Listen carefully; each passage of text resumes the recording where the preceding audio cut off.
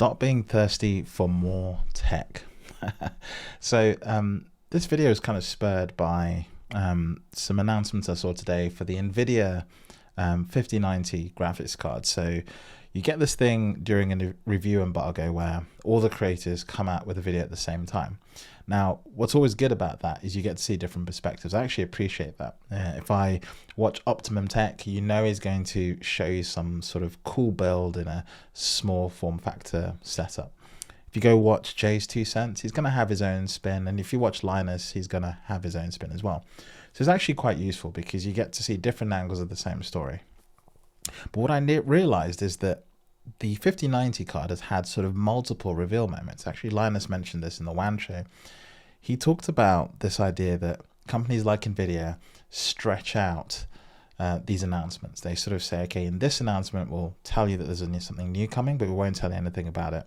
Then in the next announcement, they'll say, okay, in this announcement, you can actually see what it looks like and hold it and see it and take it apart and look at it, but you can't run it, you can't play any games, and you definitely can't see the box. And today what we had was the unboxing announcement. So today all the reviewers could show you what it looks like in the packaging. So you could kind of see the final picture, but you still can't get all the specs. The last announcement will probably be the specs. And the reason I think tech companies do this is because they want to try and string you along. They kind of want to create that thirst moment, right? They kind of want to make you pay attention to each beat, because if they did it all in one announcement, they wouldn't get anywhere near the same traffic. It makes sense that you get to see all of these reviewers, all that you enjoy, multiple times. And so they get to fill the bandwidth. And I get that, it's marketing. If you had a product you needed to make sure people were going to see it, this is what you would do. But in this thirst, I think we lose track of something really important, and that is demanding more from the products we already have.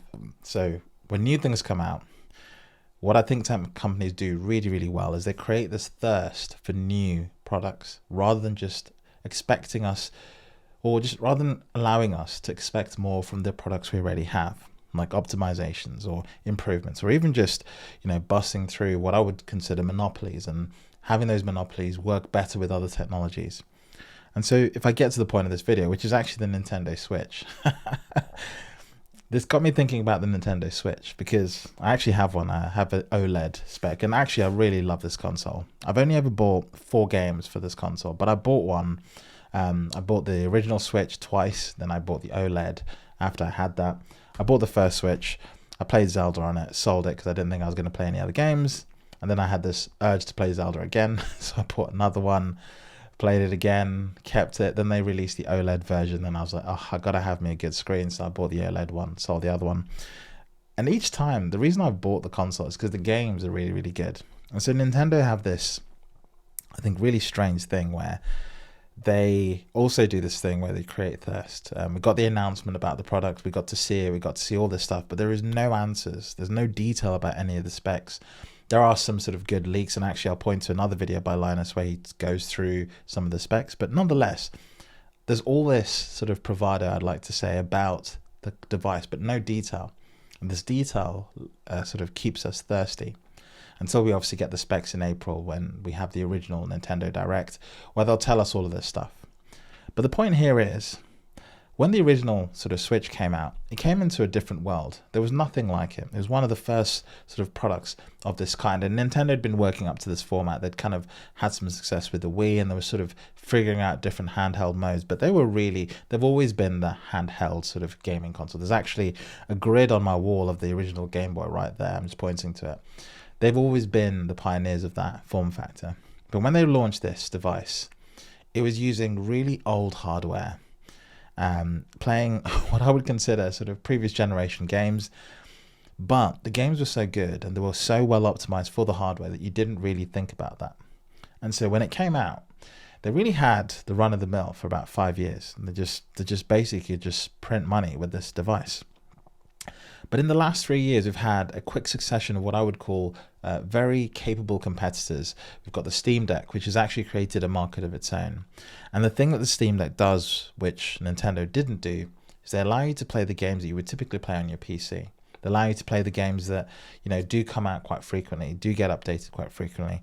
And the original developers don't have to do much work to actually port them to the Steam Deck. I know it's not always plain sailing, but generally speaking, quite a lot of games, if they work on a PC, will also work on the Steam Deck.